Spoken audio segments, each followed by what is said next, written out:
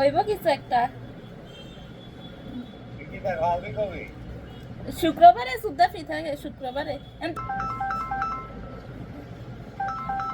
কাকা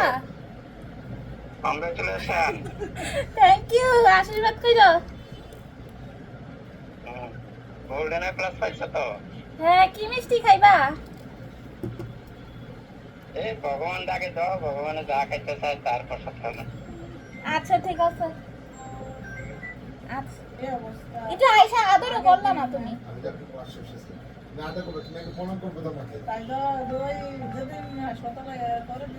hello sir জি sir এই golden আসছে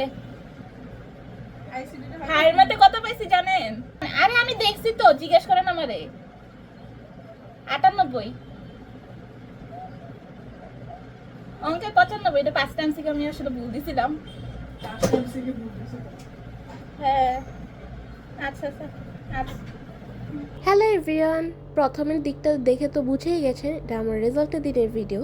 তো রেজাল্ট দিয়েছিল সকাল 10টার দিকে, দেখতে দেখতে প্রায় 10:30 11টা বেজে গিয়েছিল এবং আমাদের স্কুল থেকে আগেই বলে দিয়েছিল 11:30টার দিকে যেতে স্কুলে। তো আমি 11:30টা থেকে বাসা থেকে বের হয়ে যাই এবং যাওয়ার সময় আমার একটা ফ্রেন্ডকে নিয়ে নিই। আপুগুলো খুব ভালো রেজাল্ট করে খুবই আনন্দিত। বলো গোল্ডেন গোল্ডেন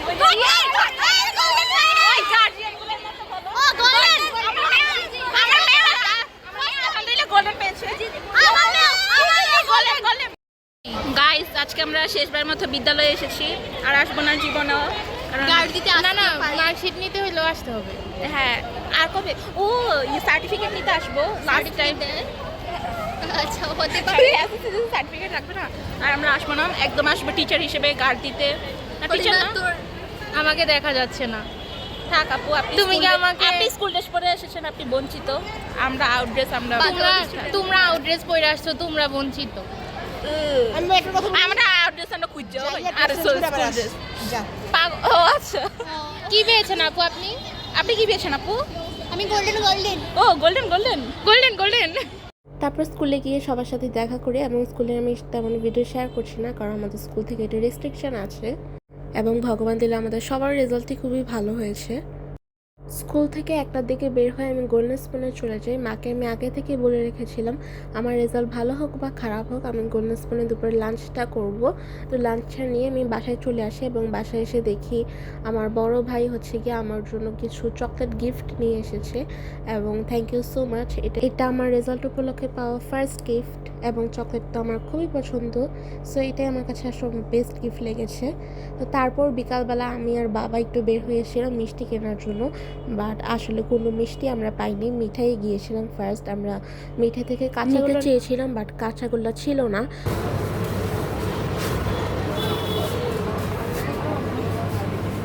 তারপর আমরা ভগবতী থেকে বিল্ডিংয়ের সবার জন্য মিষ্টি নিয়ে নিই। আমাদের নিচতলার আন্টি বলেছিল যে উনি লাল মিষ্টি খেতে চায় এবং ভগবতীর লাল মিষ্টিটা ভালো, তো এখান থেকে লাল মিষ্টি নিয়ে নিয়েছিলাম। তারপর আমরা রঘুপুরে যাচ্ছিলাম কারণ রঘুপুরের মিষ্টি খুব ভালো, তো ওইখান থেকে আমরা চাচ্ছিলাম যে কাঁচাগুলো নেওয়ার জন্য, বাট স্যাডলি ওইখানে গিয়েও তো কিছুই মিষ্টি ছিল না। বলেছিল পরের দিন 2টার দিকে যেতে, বাট আমরা পরের দিনে গিয়েছি তখনও মিষ্টি ছিল না। তো এখানে বাবা রঘুপুরে ঢুকে দেখছিল যে মিষ্টি আছে কিনা, আমি রিক্সাতেই বসেছিলাম। তো যেহেতু মিষ্টি পাইনি তো জাস্ট বিল্ডিংয়ের মানুষদেরই ওই দিন দেওয়া হয়েছিল। এরপর রাতের বেলা মামার বাসায় ইনভিটেশন ছিল, তো মামার বাসায় গিয়েছিলাম। এরপর হচ্ছে গিয়ে এটা 1 সপ্তাহ পরের ভিডিও, মানে আজকের ভিডিও। আজকে বাবা ফ্রি ছিল তো আমরা রঘুপুরে কারখানাতে যাচ্ছিলাম। এটা আমাদের বাসা থেকে প্রায় একটু দূরেই, মোটামুটি 45 মিনিটের মতো টাইম লেগেছিল। কুমিল্লা মেডিকেল পার হয়ে আর একটু দূরে ছিল। এখানেও আমাদের সব মিষ্টি পাইনি, কালকের জন্য আমরা কিছু অর্ডার দিয়ে নিয়েছিলাম এবং আজকে যা ছিল তাই নিয়েছিলাম। আজকে স্যারের জন্য নিয়েছিলাম এবং মামার বাসার জন্য এবং কাকার বাসার জন্য নিয়েছিলাম। আমাদের এবং পিসির বাসার জন্য কালকে নিব আবার।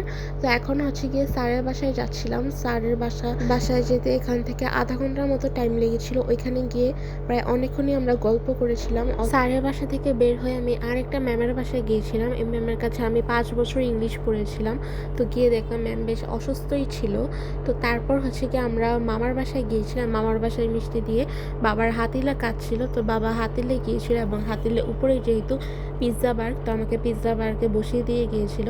তো এখানে গিয়ে আমি একটা সেট মেনু অর্ডার দিয়েছিলাম এবং আসতে বললো যে 30 মিনিট টাইম লাগবে। তো আমি একা একা বসে ফ্যামিলি মানুষদের সাথে কথা বলছিলাম ভিডিও কলে।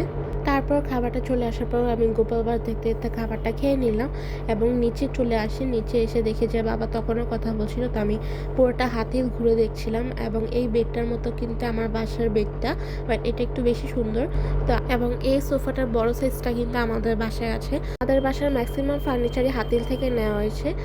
তারপর আমরা বাসায় চলে যাই। তো আজকের মতো ভিডিও এতটুকুই, টাটা।